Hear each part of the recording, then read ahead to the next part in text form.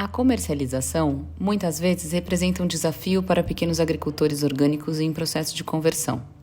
No dia a dia, seja pela falta de tempo e pelo acúmulo de tarefas na produção, seja por questões maiores como dificuldades logísticas, o mercado acessado acaba não sendo uma escolha.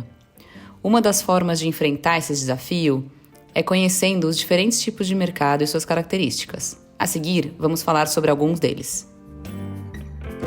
As feiras do produtor são espaços onde o produtor é também vendedor e tem um contato direto com o consumidor, muitas vezes criando uma relação de confiança e fidelidade. Como não tem intermediários, os ganhos financeiros para o agricultor tendem a ser maiores do que em outros mercados.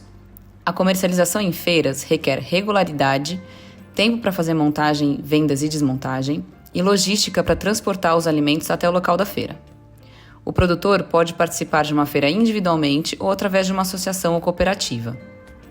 É possível vender os produtos a preços mais altos caso tenham alguma declaração ou certificação que atestem seus diferenciais em termos de cultivo.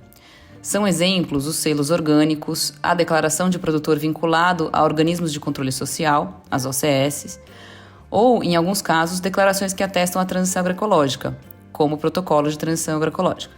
Existem também as feiras exclusivas para produtos orgânicos.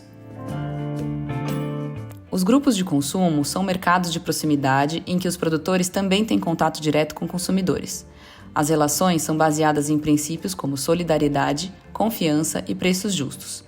Apesar de estarem surgindo cada vez mais grupos de consumo, os volumes comercializados ainda são relativamente baixos. As práticas ligadas a preços variam conforme o perfil do grupo de consumo. Em alguns casos, os consumidores financiam a produção do agricultor, sem necessariamente atribuir um preço a cada produto. A verificação da conformidade orgânica também pode variar. Alguns grupos exigem certificação de seus fornecedores.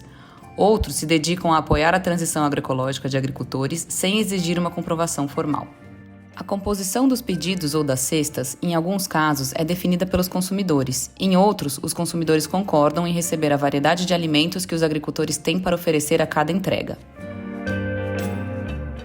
Os restaurantes têm perfis diversos, variando desde pequenas lanchonetes de bairro que consomem alface e tomate, por exemplo, até restaurantes industriais e comunitários, que produzem refeições em alta quantidade.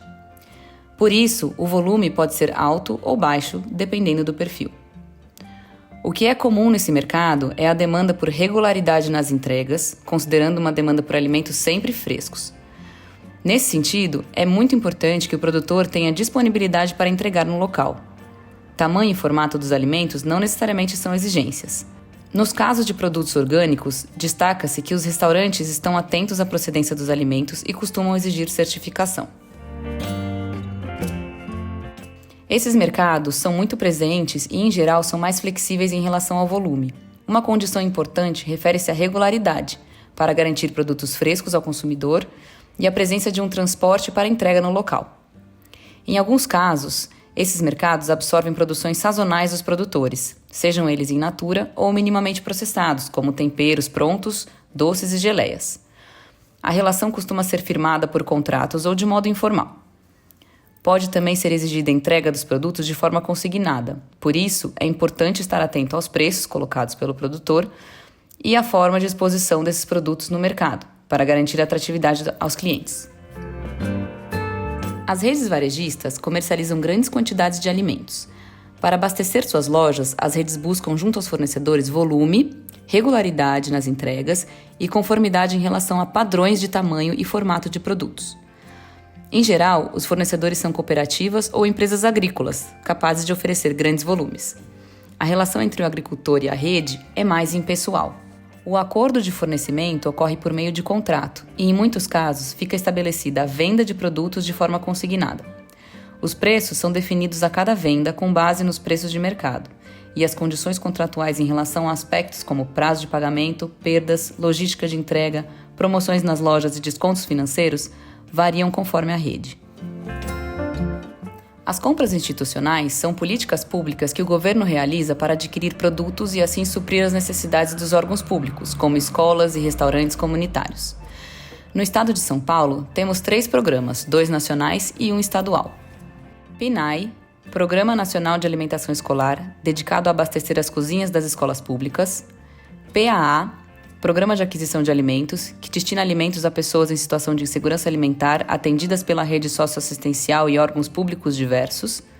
E PPAIS, Programa Paulista de Agricultura de Interesse Social, que compra alimentos para as refeições de órgãos estaduais, como presídios, escolas e hospitais.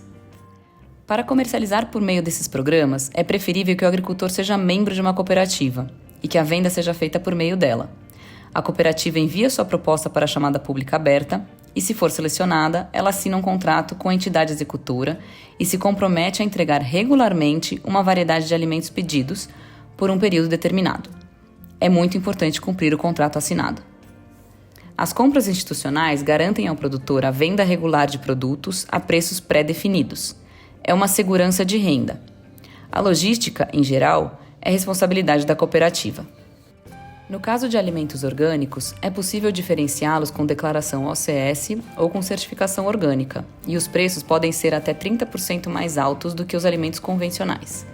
Em alguns casos, dependendo da política do órgão executor, o protocolo de transição agroecológica também pode ser uma forma de diferenciação. O acesso ao mercado é uma etapa fundamental para viabilizar a atividade agrícola e a qualidade de vida de pequenos produtores. Estes são apenas alguns perfis de mercados existentes que trouxemos para exemplificar como as condições de comercialização variam entre eles. Para cada escolha de mercado, existe um conjunto de condições que precisam ser atendidas.